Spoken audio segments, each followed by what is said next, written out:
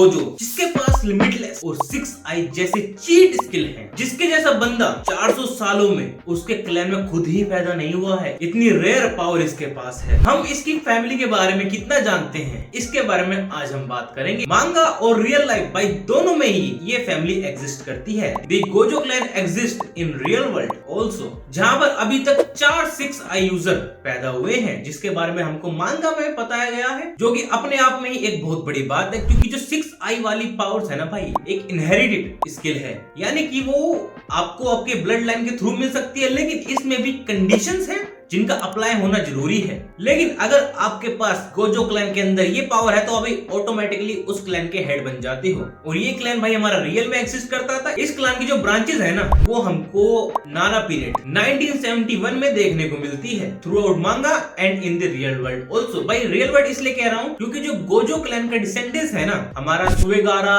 No मिचिहाने, नाम से pronounce कर रहा हूँ ना, लेट मी चेक, सुगवारा नो मिशिज़े, जो भी इसने बोला वो बंदा, ये हमारे गोजो फैमिली का ओरिजिन है, मतलब पिन पॉइंट। और ये हमारा भाई रियल पर्सन है जो 1971 में एग्जिस्ट करता था। और ये जो सुएगारा फैमिली है भाई, ये हमारी गवर्नमेंट ऑफिसर और स्कॉलर टाइप के लोग होते थे, यानी कि इनका दिमाग बहुत तेज होता था उस समय। और आगे जाके भाई मिचोना फैमिली हमारी 6 हिस्सों में बट गई, जिसमें से हमारा एक फैमिली या कह लो एक क्लैन था गोजो क्लैन, जिसकी वजह से भाई the oldest man is connected to Gojo is Michihane. और गोजो और मिचिहाने भाई सिमिलर टू ईच अदर हैं, मतलब ये एक दूसरे से काफी मिलते हैं। इनके चेहरा नहीं, इनकी सोच एंड इनकी पावर, क्योंकि हमारे 1971 में जब ये लोंडा था जिंदा, तब ये काफी स्मार्टेस्ट बंदा था, और वहीं हमारा गोजो भी काफी स्मार्टेस्ट बंदा है। ये हमको सुकुना वाली फाइट में देखने को मिल चुका है, जब वो अपना डोमेन बैरियर सुकुना से 0.1 मिली सेकंड पहले लॉन्च करता है। याद रखो, हमको ये भी बताया गया है कि गोजो के दिमाग के अंदर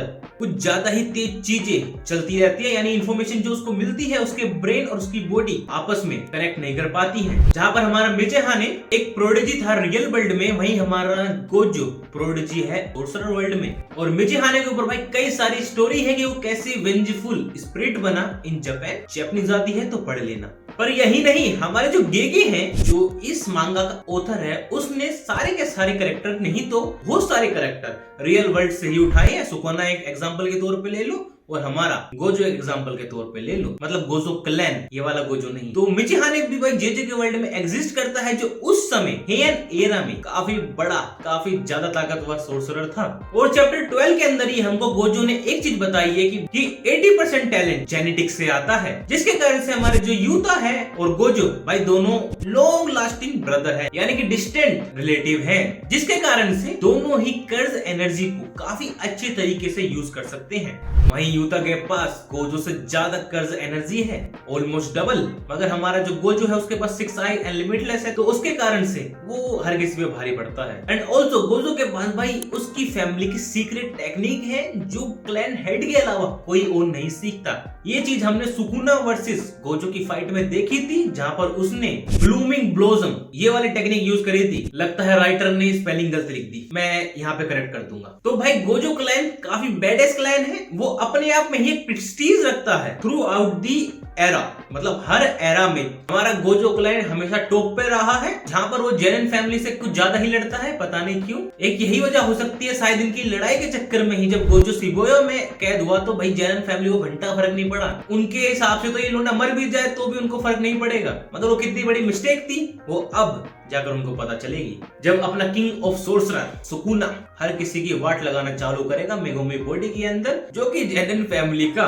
बंदा है। तो थ्रू आउट दी वर्ल्ड बेइज्जती होनी है जेनन क्लैन की, बहुत बढ़िया वाली। ऑफ टॉपिक नहीं जाते हैं, गोजो की फैमिली के ऊपर वापस से आते हैं, जहाँ पर हमारे हेयन एरा नारा एरा दोनों ही पीरियड में हमारा गोजो क्लैन एग्जिस्ट करता था। सॉरी, हमारे मिचिहाने एग्जिस्ट करता था, the father of Gojo clan, कुछ भी कह लो यार, यही ओरिजिन है इस बंदे का। और जो हमारे मास्टर टेंगेन है, उसने हमको एक चीज एक्सप्लेन करी है चैप्टर 145 में, कि हर 6 आई यूजर और Kenjaku the main villain, also master Tengen कहीं ना कहीं कनेक्टेड हैं एक दूसरे से। अब मास्टर टेंगन का क्या लफड़ा है आप लोग ये आराम से समझ लो। ये हमारा बैरियर मास्टर है जिसने पूरे जापान को बैरियर से ढक के रखा हुआ है, और वहीं हमारे केंजेगो का मास्टर प्लान है कि वो इस बैरियर को तोड़कर सभी जितने भी ह्यूमंस हैं उनकी फाइट लड़वाकर स्ट्रॉन्गेस्ट पीपल को वापस लाना चाहता है या स्ट्रॉन्गेस्ट सोर्सरी को वापस लाना चाहता है। आप लोगों को अगर वो मटके वाला ड्रामा याद हो जिसमें बहुत सारे बिच्छू छोड़ देते हैं और जो बिच्छू जीतेगा वो सबसे जहरीला होगा, यही चीज हमारा सेम केंजेगो करना चाहता है। लेकिन इसके बीच में आते हैं भैया